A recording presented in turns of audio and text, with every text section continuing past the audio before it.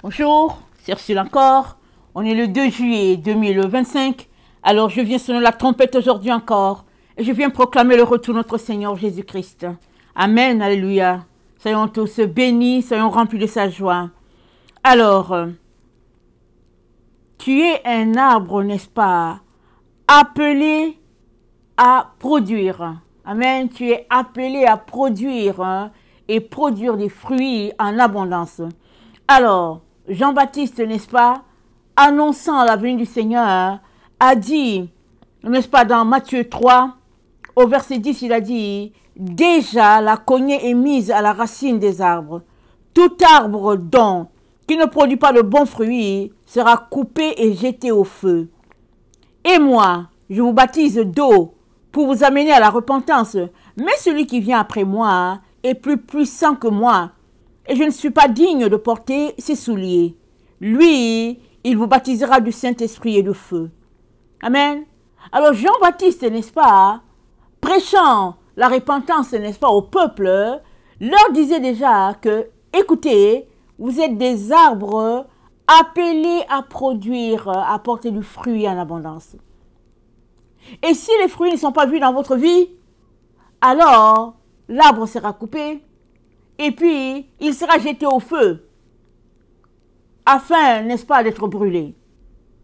Et le peuple comprenait très bien ce que Jean-Baptiste était en train de dire. Amen. Alors ils allaient se faire baptiser, le baptême d'eau, et le peuple se posait des questions, se demandant si Jean-Baptiste était l'agneau qui devait venir. Et Jean-Baptiste leur dit, c'est pas moi. Il y a un qui vient après moi, n'est-ce pas? Et lui, il va vous baptiser du Saint-Esprit. Et il va vous baptiser de feu. Alors, on sait tous que le Saint-Esprit a été donné, n'est-ce pas, il y a plus de 2000 ans, pour que nous puissions faire l'œuvre pour laquelle le Seigneur nous a appelés, afin de nous équiper, n'est-ce pas, ce que Dieu a pour nous. Et si nous marchons selon le Saint-Esprit, nous allons produire beaucoup de fruits. Amen. Nous serons cet arbre planté près d'un courant d'eau, amen, qui donne son fruit en sa saison, parce que le Saint-Esprit est là dans nos vies. Il nous aide, n'est-ce pas, à communier avec Dieu le Père, Dieu le Fils, et il nous enseigne les choses que nous devons connaître afin de demeurer connectés, n'est-ce pas, à la source, n'est-ce pas, la source des sources qui est notre Dieu. Amen. Nous avons vu, n'est-ce pas, que nous sommes un arbre, n'est-ce pas, bien planté, recevant de l'eau, n'est-ce pas, qui vient de deux sources, et le Père et le Fils. Ça, c'est dans Apocalypse 22. Et si nous rappelons bien notre Seigneur Jésus-Christ, qu'est-ce qu'il a dit? Il a dit aux disciples, n'est-ce pas, dans Jean 15, il leur a dit,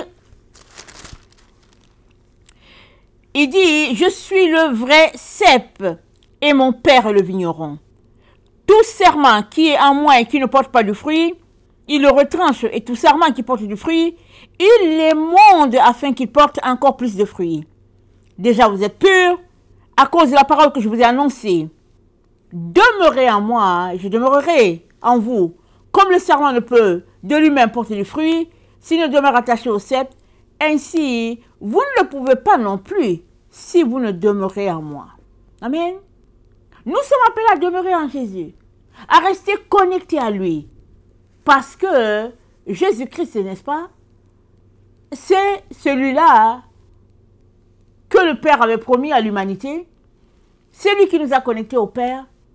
Et c'est par lui, n'est-ce pas, que nous serons rachetés et que nous allons vivre toute l'éternité dans la présence de Dieu. C'est par Jésus. Jésus est la promesse du Père à toute l'humanité. Et Jésus-Christ nous dit de demeurer en lui, d'être enraciné en lui, d'être emboîté en lui, connecté parfaitement. La jointure se met, n'est-ce pas, et il n'y a pas d'espace. Si bien que quand la sève vient, n'est-ce pas, à Jésus, elle vient aussi à nous. Amen. Et on est béni et on reçoit, n'est-ce pas, Tout ce que Jésus-Christ a, nous aussi nous le recevons. Amen. Regardons un peu ce que Dieu dit dans Ésaïe 11 parlant de Jésus. C'est dit, puis un rameau sortira du tronc d'Isaïe et un rejeton naîtra de ses racines. L'Esprit de l'Éternel reposera sur lui.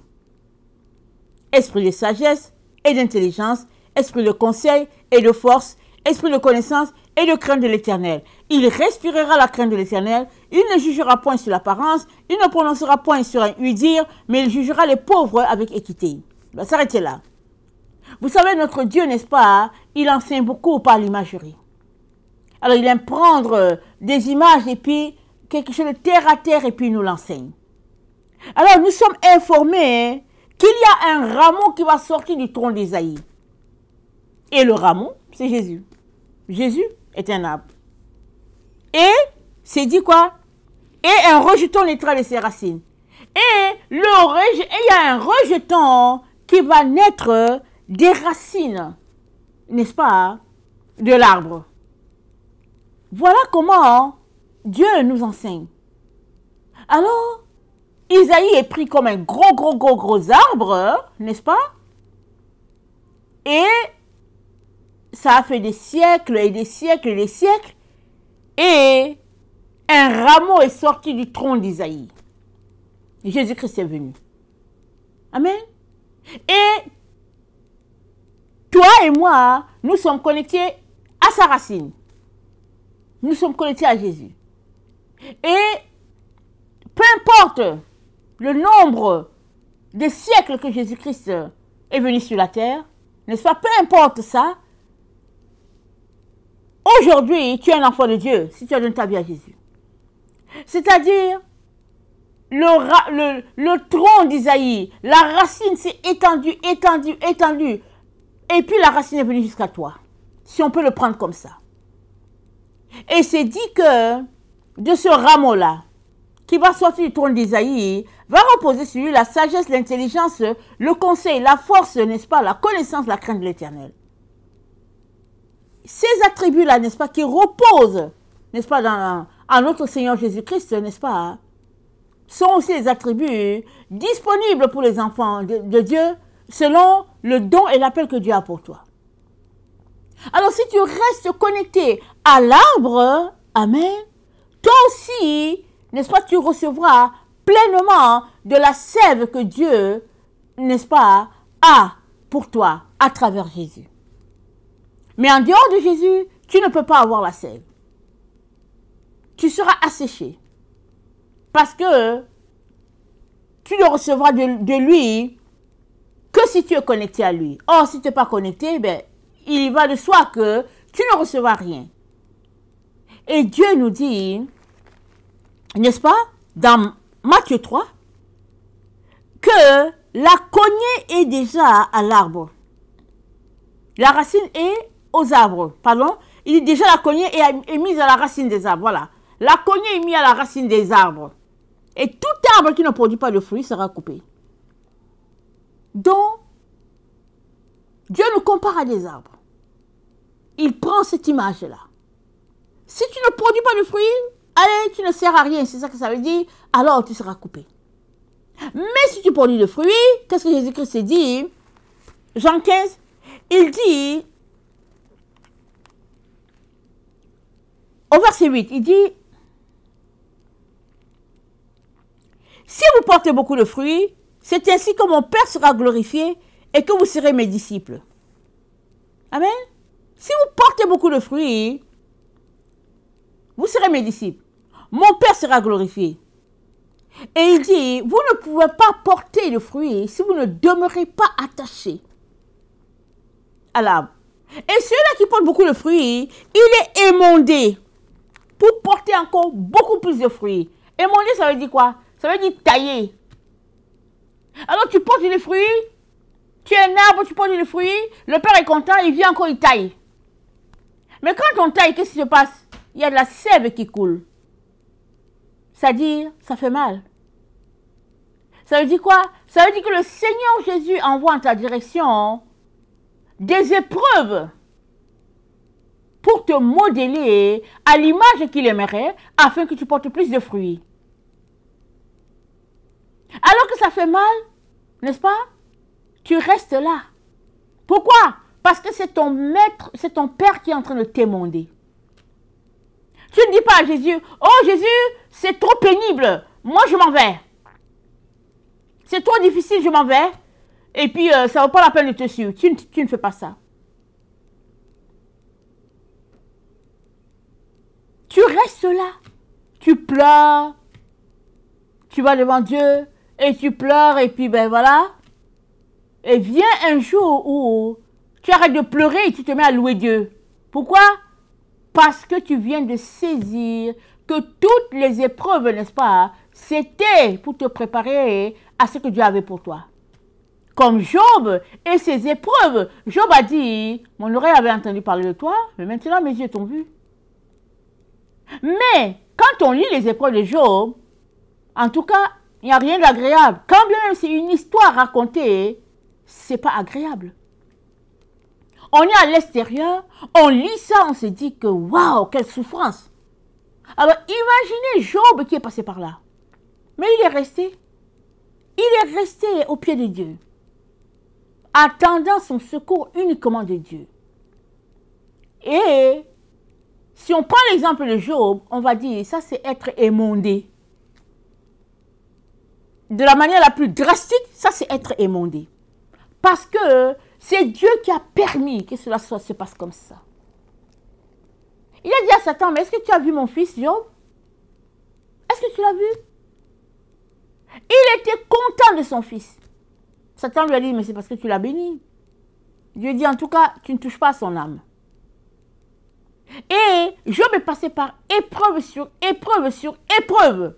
Ça, c'est émondé Job. Dieu a émondé Job. Il a taillé les racines, il a taillé, les branches, et pas à peu près. Et pas à peu près. Si bien que c'est dit que Job, n'est-ce pas, a été réhabilité et il a encore été béni. Au double de ce qu'il avait.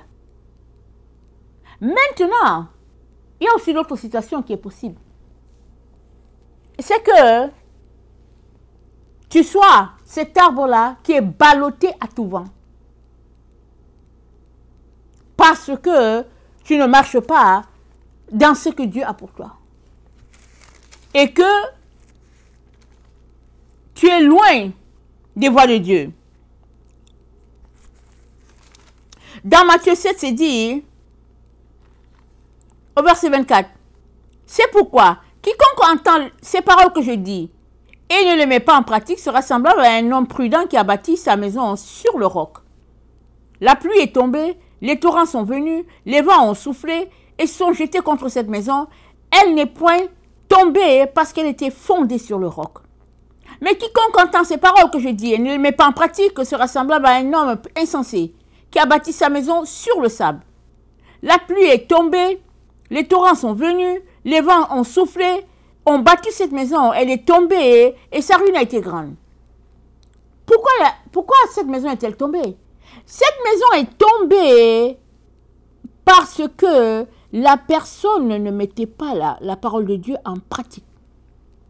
Elle entendait juste, elle ne mettait pas en pratique. Et le vent a soufflé, n'est-ce pas? A battu la maison et la maison est tombée. Vous savez, aujourd'hui, ici c'est écrit maison parce qu'aujourd'hui on vit dans les maisons. Mais dans les temps anciens, très très anciens, hein, les gens vivaient sur les arbres.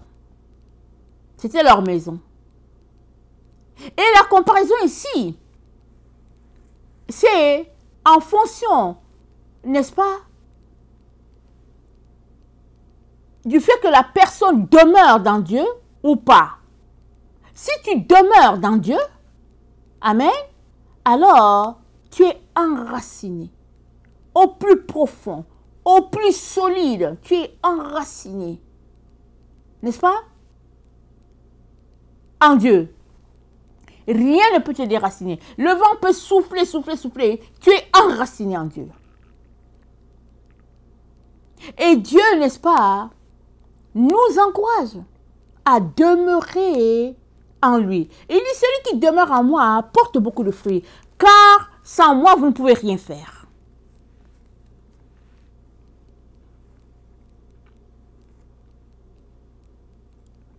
Il dit, si vous ne demeurez pas en moi, vous ne pouvez rien faire. Il dit, celui en qui je demeure, celui qui demeure en moi et en qui je demeure, porte beaucoup de fruits. Et Dieu aimerait qu'on porte du fruit. Parce que nous sommes des arbres à la gloire de Dieu. Et si quelqu'un ne demeure pas en moi, dit Jésus, il sera jeté dehors, comme le sarment, et il sèche. Puis on ramasse les sarments, on les jette au feu et ils brûlent. Et il dit, demeurez dans mon amour. Comment? Gardez mes commandements. Si vous gardez mes commandements, vous demeurez dans mon amour. Donc, tous les enseignements de Jésus, terre à terre, n'est-ce pas? C'est juste pour nous amener à saisir, n'est-ce pas, ce que le Père a pour nous. Des proverbes très simples, des enseignements très simples pour nous garder attachés à notre Dieu. Parce que Dieu tire, n'est-ce pas, sa gloire, n'est-ce pas, de ses enfants. Alors que il te voit aller, il te voit grandir, il te voit t'améliorer, il te voit marcher dans ses voies, Dieu tire sa gloire de ça. Voilà pourquoi il te dit, si tu portes beaucoup de fruits, n'est-ce pas? Alors le Père est glorifié. Alors tu es son disciple. Parce qu'il a prévu qu'en tant que son disciple, en tant que son enfant, il a prévu que tu puisses produire beaucoup de fruits afin de bénir le plus grand nombre.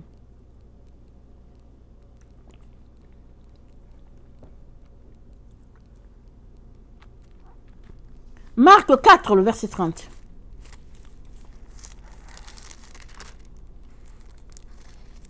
Marc 4, le verset 30. Jésus dit encore,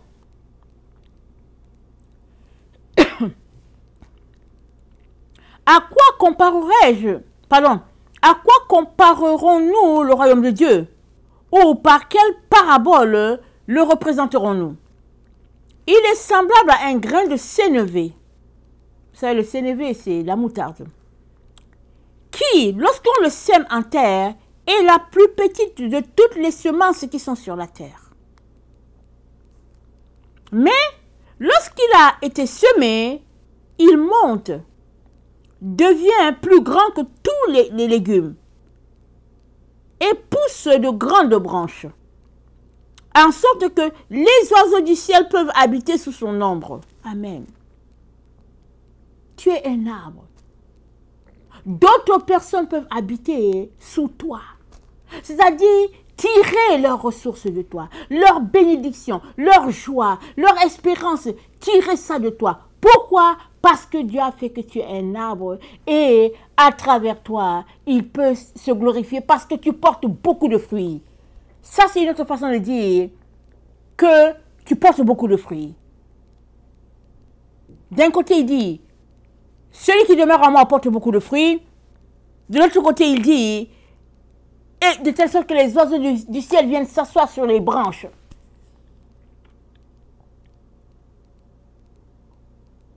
Nous avons besoin, n'est-ce pas, de retourner à la base. Nous approprier les enseignements de Jésus, très très simples, mais qui nous renvoient au cœur même de ce que Dieu a pour nous. Et ça, c'est la relation de l'enfant avec son père. Si tu restes connecté à Dieu, tu vas porter beaucoup de fruits. Les gens seront bénis. La gloire de Dieu sera vue à travers toi. Mais si tu ne demeures pas attaché à Dieu, alors pas de fruits. Et Dieu ne sera pas connu. Parce qu'il dit, en cela tous sauront que vous êtes mes disciples, si vous avez de l'amour les uns pour les autres. Donc, Dieu, n'est-ce pas, s'attend à ce que toi et moi nous portions des fruits, et des fruits qui demeurent.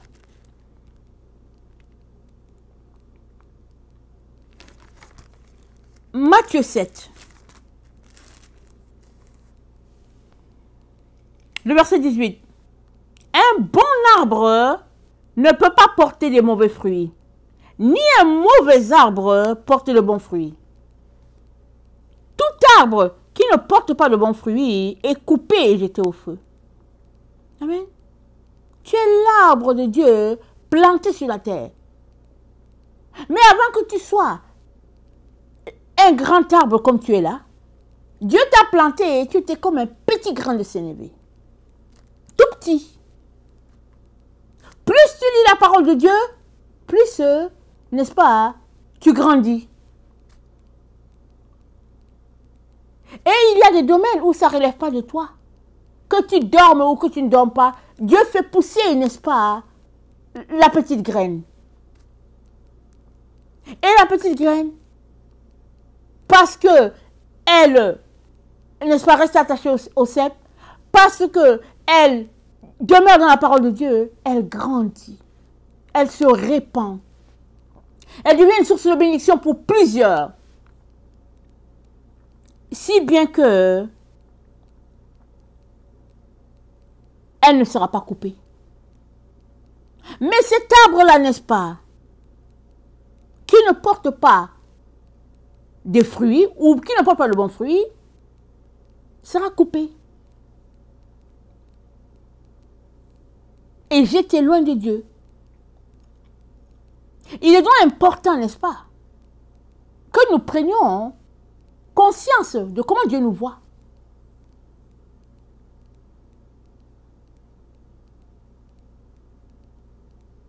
Et de veiller nous-mêmes à nos progrès. Amen. En ne laissant pas de côté les recommandations de notre Seigneur qui sont de demeurer dans sa parole. Mais on demeure dans la parole de Dieu comment? On la lit, on la médite, on communie avec Dieu lui disant qu'on a compris ou bien qu'on n'a pas compris. On la met en pratique. Si on a lu, n'est-ce pas, quelque chose d'aimer son semblable, on met ça en pratique. On ne passe pas le temps seulement à lire. Non, on lit la parole de Dieu et puis on met la parole de Dieu en pratique.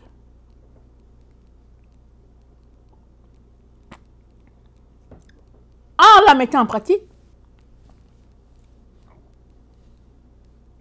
on fait la joie du Père.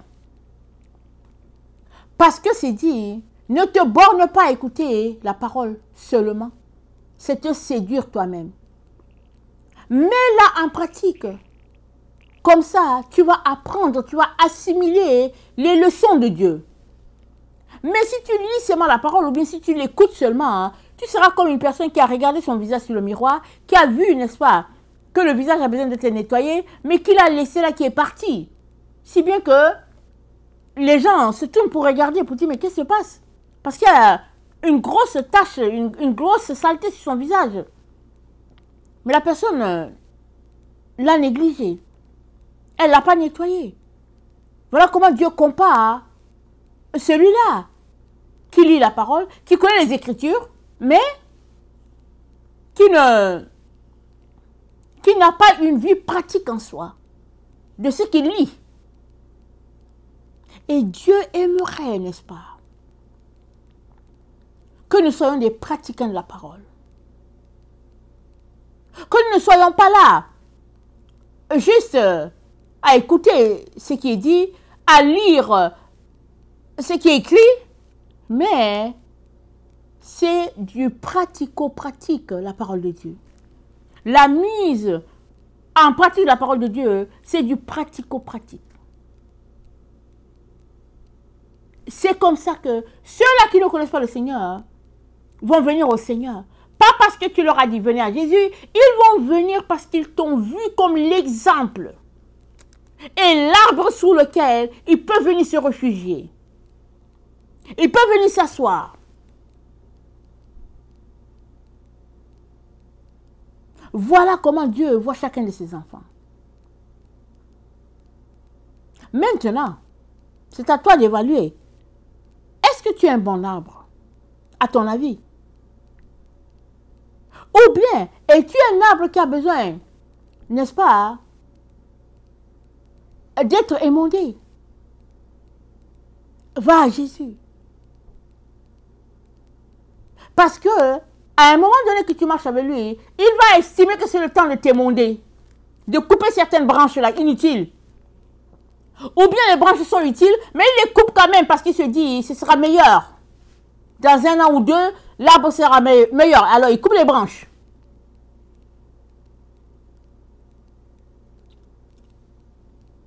C'est dit au verset 16 de Matthieu 16. Vous les reconnaîtrez à leurs fruits.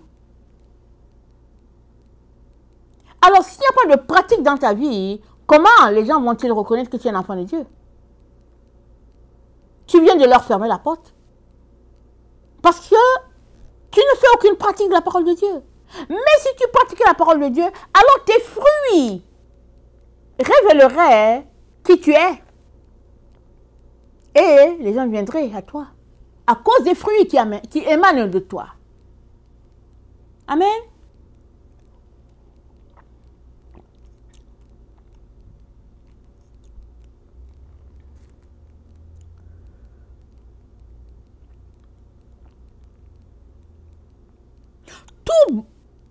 Tout arbre qui ne porte pas de bons fruits est coupé et jeté au feu. Le verset 19, Matthieu 7.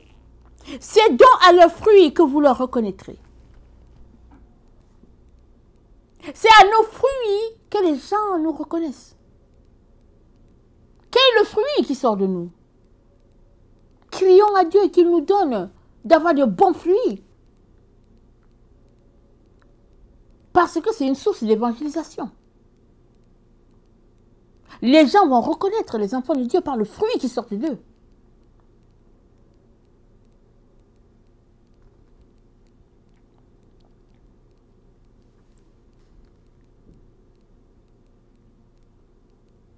Soit Jésus-Christ t'émonde.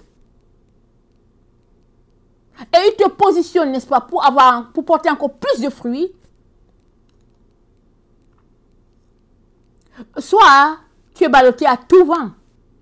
Parce que tu refuses de mettre la parole de Dieu en pratique. Alors, les épreuves, n'est-ce pas, te ballottent ça et là. Et finalement, tu te retrouves très loin de Dieu. Et Dieu ne veut pas ça pour toi. Voilà pourquoi aujourd'hui encore, il te rappelle que le petit grain de sénévé que tu es, que Dieu a planté, n'est-ce pas, a été planté pour devenir un grand arbre. Pour que plusieurs viennent se réfugier sous cet arbre. Et si tu marches selon Dieu, en obéissant à Dieu, amen, l'arbre va grandir par lui-même. Parce que c'est Dieu qui le fait grandir. Dieu le fait grandir. Et l'arbre va grandir. Et les oiseaux vont venir. Parce qu'ils ont trouvé un arbre qui est là. Où c'est paisible d'être. Et puis ils seront là. Parce que ils vont dépendre de l'arbre. Et Dieu t'aura donné tout le nécessaire pour tous ces oiseaux-là.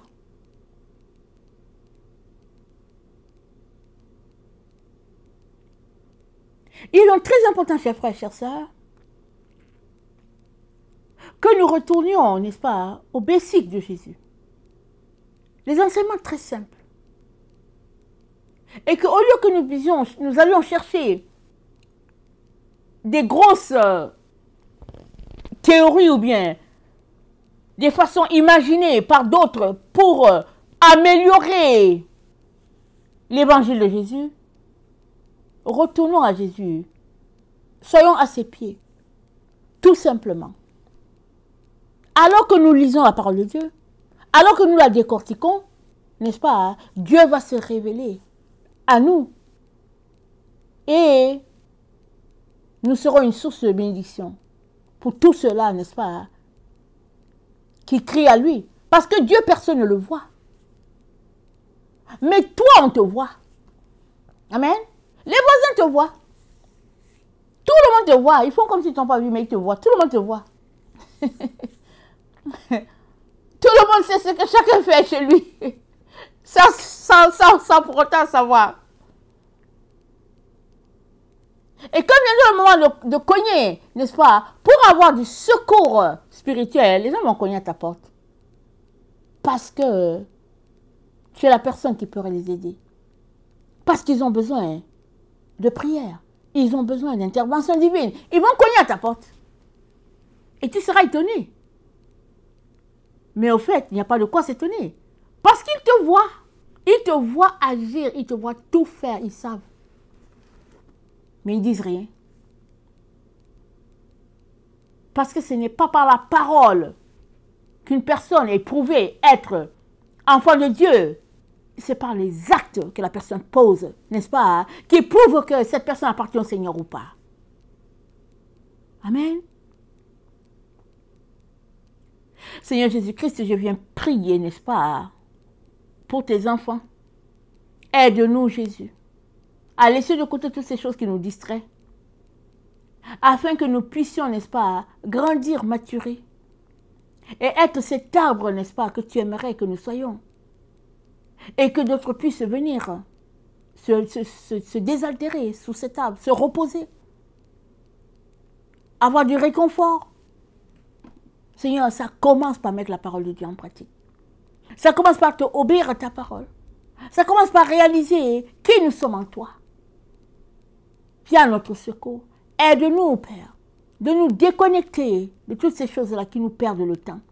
De toutes ces choses-là qui nous distraient. Aide-nous, Seigneur, à mettre les priorités au bon endroit, afin que toute la gloire soit pour toi, au nom puissant de Jésus. Amen. Et alléluia, soyons tous bénis. Amen.